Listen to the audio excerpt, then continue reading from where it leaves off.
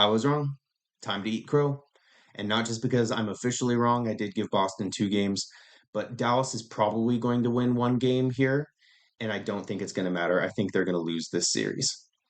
Now, when I'm wrong, I am still objective. I will take accountability and talk about who I was wrong about. I was wrong about Joe Mazzulla. I should have known when he contested that Phoenix 3-point shot after they'd called a timeout mid-season that that was a coach who could win the a American pro sports title. In order to do that, you need to be crazy and genuine, and you need to live what you're preaching. And I think in that impulse moment, when I don't even remember, it doesn't matter who pulled up from three after that timeout was called, that he just contested because that's what he's preaching for the guys. I should have expected him to be ready to just dominate timeouts the way that you need to in playoff basketball, where you're stopping runs, then you can convert on your timeout by playing to your strengths and a number of different guys. They wouldn't just always go to the Jays. He used his roster and trusted in his roster beautifully. That took balls after the Western Conference Finals to solo guard Kyrie and solo guard Luka after all of the best guard duo in history hysteria that was going on. Sorry, Joe. My bad. Tatum, I was slightly wrong about Tatum. I've been in Tatum's corner all playoffs, all season. And where I was wrong about him was that he did show up with that killer instinct in game 3 in Boston when they didn't need to win, and his shot was finally falling. I'm happy for that guy.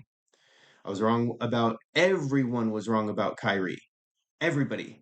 From internet goblins, I never heard anybody talking about the curse of Kyrie or the curse of Lucky to media pundits to analysts. No one saw that coming.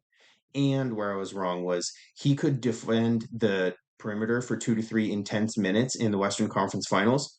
Was not able to do that against the best players in the league, the best two-way players in the league in these finals.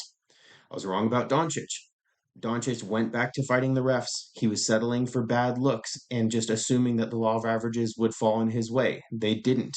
He milked this injury. Clearly, he's injured, and clearly, we don't know how injured he was. You can tell that by the OKC series.